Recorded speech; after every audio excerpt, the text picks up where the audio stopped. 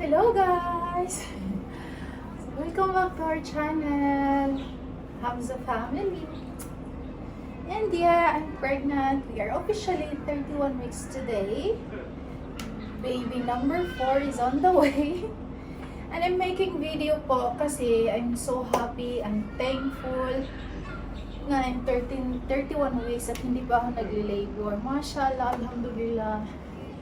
And why I'm happy? Kasi ang goal namin ng OBGYN ko is aabot to, malampasan namin yung kay Adam na 31 weeks. Sa mga hindi po nakakaalam, si Adam po, lumabas siya 31 weeks lang po. Bakit naman po ako ganun? Hinihingal kasi ako guys, kasi alam nyo, bed rest po ako since 20 weeks.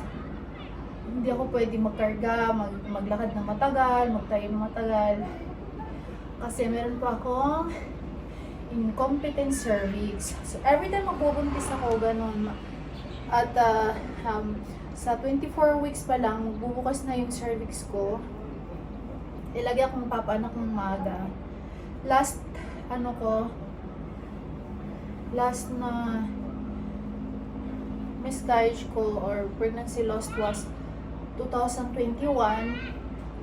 Lumabas si baby ko ng 24 weeks without walang symptoms. Automatic na that night nag-labor ako. Akala ko Braxton Hicks lang yun, hindi pala. Lumabas na siya. Kahit anong gamot hindi pinano sa akin ng OB ko. So this time I'm making videos. Look at 31 weeks today and I'm so happy guys. Kasi our goal was lampasan yung 31 weeks na si Adam. 31 weeks si Adam lumabas and namakay na kami ng malalim. Inshallah guys, I will make it to full term. Inshallah. Healthy baby and I will deliver my baby without complication and I am cesarean section po. Kasi I got pregnant na hindi pa nag 1 year si Adam. So, very risky, high risk pregnancy ako. And aside from my incompetent cervix ako, CS ako, maaga ako nabuntis kaya maaga ako nasundan si Adam. And may GDM ako. See. Alhamdulillah, all the scans are okay naman. Healthy si baby and ang problem lang is yung GDM ko. Ang taas ng sugar ko this time, hindi siya namamanage kahit nag-i-inject pa ako ng insulin. Ako nag-i-inject every day. Lunch and dinner.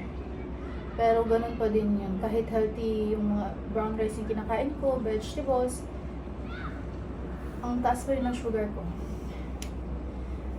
And my baby this time, malaki siya ng 2 weeks, sabi ng OB ko. Kasi maybe daw dahil sa GDM.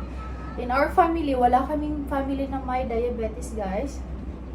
Ang suspect ko lang, sa akin lang po to, na bakit ako nagka-GDM. It's because previous pregnancy ko, yung kay baby Amelia ko, 21. Ininjikan ako ng steroids, ang palakas ng lungs ni baby. So after nabuntis ko kay Adam doon, parang doon nagtaka ako bakit nila ako na alam na ng OB ko na magkaka-diabetes. Alam mo yun? So sinearch ko din kasi parang ito isa yun sa mga reason kung bakit ako may GDM. So guys, support our channel. We have baby number 4 now.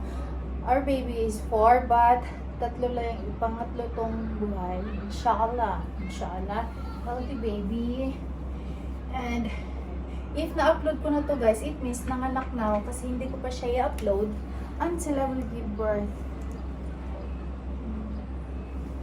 So guys, I'm just sharing our story because since 20 weeks, bed rest na ako, alhamdulillah. Yung mama ko, pinapunta ko agad dito at para may makatulong. Kasi bawal akong magkarga, bawal akong magluto, nagluluto ako minsan pero mabilisan lang. Hindi ako pwedeng tumayo ng matagal kasi kahit ano lang, parang sumasakit yung puson ko. And I was surcharged at 13 weeks.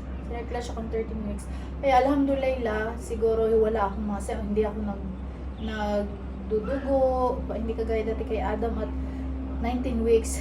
Then, may mas spotting na ako. Kaya nag-start na ako ng gamot.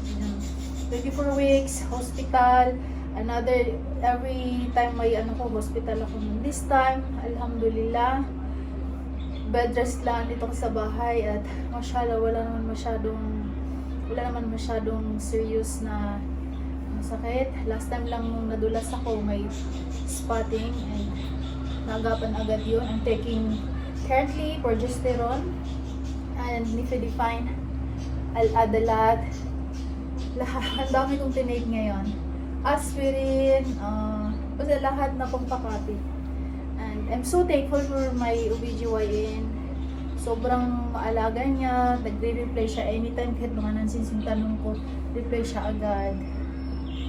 So, for me talaga pinaka-importante is yung may OBGYN ka na parang hindi ka mahiya magtanong, hindi ka mahiya tumawag at mag-text anytime sa kanya. So, thank you to my doctor, Hipolito. So, guys, please subscribe to our channel. Once I'll be uploading this one, it means I've given birth already to my baby number 4. And the gender will be surprise. Thank you, and please subscribe to our channel. So, yung baby ko nasa labas, si Adam, yung ate niya. Yung husband ko ayaw niya kong video. But I just want para sa mga memories. At hindi ako pwede magtayo ng matagal, so until dito na lang. Bye! Thank you!